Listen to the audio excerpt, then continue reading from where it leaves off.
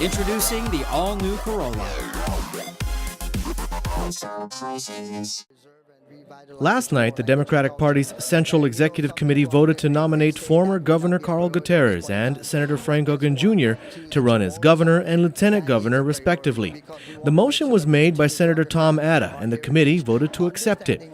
Democratic Party Chairman Senator Rory Respicio explains. Senator Tom Atta, when he made the motion, he said that Congressman or Dr. Robert Underwood has expressed his desire to continue the work at the university, and that's where he's at. Governor Gutierrez continues to say that he's running for governor. Senator Aguen has expressed that he was not going to run for governor in the 2014 election cycle, but he never talked about running for lieutenant governor. And so it was perfect to bring that kind of pairing forward to kind of let people understand that the 2010 election, there was so much election irregularities, which you've covered extensively, and there was evidence of that. And so what the Central Executive Committee was thinking is that this will be like a rematch. A rematch, not because the Gutierrez-Aguen team didn't make it, a rematch because there was a lot of question with respect to how that election was run. However, today Senator Aguen declined the nomination via email. PNC has obtained a copy of that email, and in it, Aguen expresses gratitude and says he was both overwhelmed and humbled by the nomination, but, quote, "My wife, children, and I were unprepared for such an announcement, as were the people of Guam. Undertaking a run for the office of governor and lieutenant governor requires much consideration, planning, and support, none of which we have adequately prepared for." He goes on to state that, quote, "By declining the honor of this nomination, I wish to give the Democratic Party of Guam the opportunity to nominate another candidate without equivocation," end quote. And the party recognizes Senator Aguen and what was sure was a very thorough and thoughtful, deliberative process with his family.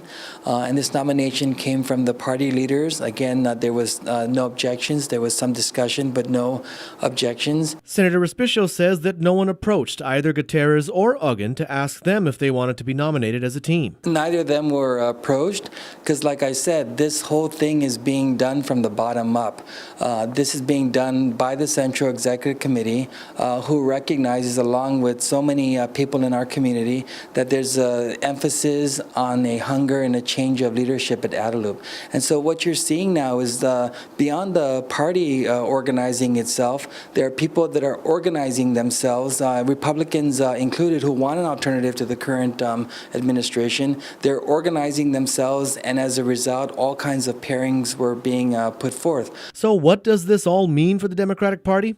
UOG Professor of Public Administration, Dr. Ron McNinch. Right now it's still early, and we'll find out where things go. For all we know, that it could ultimately be the Gutierrez-Aguen team. This is just part of the settlement process, and sometimes that's part of the way things are. I do believe that Gutierrez is going to run for governor. Someone's going to run with Gutierrez, as governor, lieutenant governor. I think that there's no doubt that the Democrats are very eager to make sure a candidate team is up and running at least by the 1st of February to really kick off the campaign season. It takes a lot of effort to run for governor effectively, and the Democrats are worried that they're not going to be kind of agreed on a particular team. Dr. McNinch says that ultimately the race for governor will likely be an interesting one, especially if both parties only field one team. If both teams run unopposed to the general election, that is, we only have one strong Democrat, one strong Republican team running, that's going to be a very interesting election for Guam. We haven't had in any recent years an unopposed gubernatorial election, which might make for a very interesting political dynamic because they can solely concentrate on the general election. We are pleased that all this public attention on this matter just shows interest in the Democratic Party, and it emphasizes hunger for change in the leadership at Adelup.